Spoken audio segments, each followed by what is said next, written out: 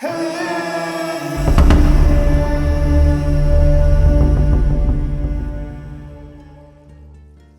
Gilded Shadows of Evernight Manor.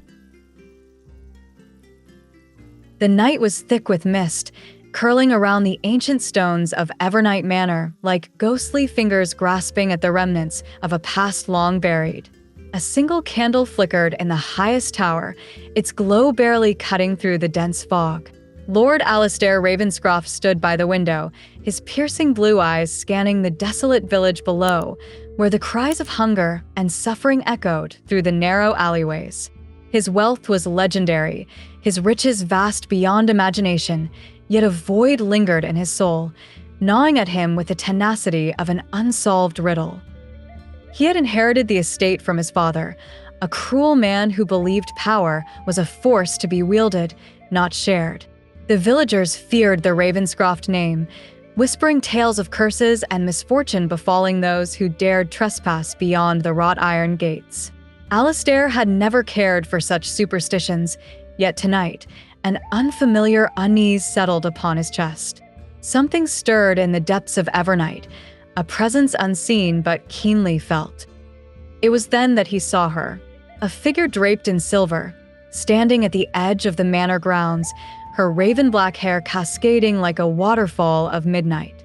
Her gaze met his, and in that moment, the world around him faded. She did not belong to the village, nor to any place he could recall, yet there was an inexplicable recognition in her eyes.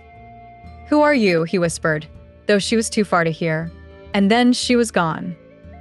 The following day, the town was abuzz with murmurs of a mysterious woman who had been seen walking through the streets, her presence both eerie and enchanting. Some claimed she was a specter, a wandering soul seeking retribution. Others insisted she was a harbinger of change, the bearer of a destiny yet unwritten. Alistair, however, knew only one truth: he had to find her. His search led him to the abandoned chapel at the heart of the village, a place once sacred but now forgotten. As he stepped inside, the air grew thick, and a whisper brushed against his ear. "You seek me, yet you do not know why." He turned sharply, and there she stood, her silver gown shimmering like liquid moonlight. "Who are you?" he demanded, his voice firm but not unkind. "My name is Seraphina," she replied, her voice a melody laced with sorrow. "And I am here to unveil the truth buried beneath your father's sins." Alistair frowned. "My father is dead. Whatever debts he owed are long gone." She stepped closer, the scent of lavender and rain clinging to her presence. Not all debts are paid in gold. Some linger in the echoes of the past, demanding justice. The walls trembled as a gust of wind howled through the chapel, extinguishing the lone candle that had been their only source of light.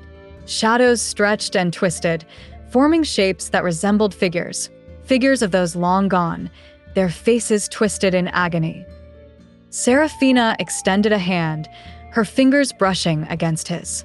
A sudden rush of images flooded his mind: children crying in hunger, men forced into servitude, women pleading for mercy as his father turned his back. The wealth of the Ravenscroft family had been built upon suffering, and now, the past had come to collect its due. "What am I to do?" Alistair whispered, his voice breaking under the weight of revelation. Seraphina's eyes softened. "Undo what was done. Give back what was taken. Only then will you find peace." Determined, Alistair returned to Evernight Manor, his heart heavy with newfound purpose. He called upon the villagers, inviting them to the great hall where feasts had once been held for the elite. There, he made a vow to rebuild what his father had destroyed, to use his wealth not as a weapon but as a beacon of hope. Days turned to weeks, and the village flourished under his patronage. A school was erected, a hospital built, and the people who once lived in fear found solace within the walls of the manor. And yet, through it all, Seraphina remained a mystery, appearing only in moments of solitude, her presence a constant reminder of the past that could never be erased, only redeemed. One evening, as the first snowfall dusted the village, Alistair stood once more by the tower window. "Have I done enough?" he asked, knowing she would hear. Seraphina emerged from the shadows, her silver gown glistening like the stars above. Redemption is not measured in deeds alone, but in the heart that carries them.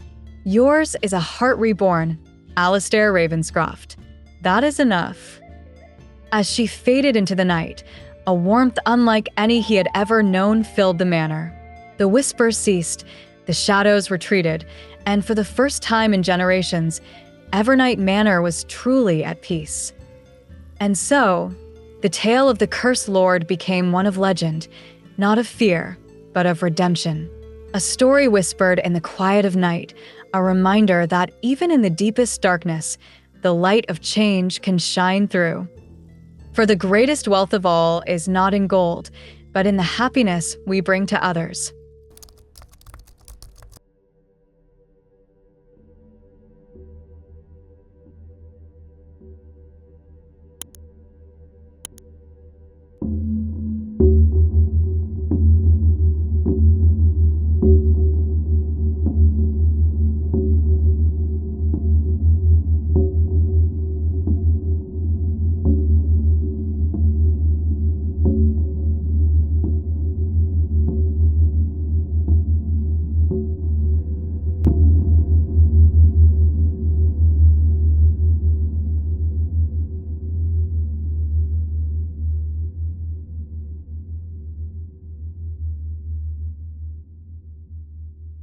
Whispering echoes.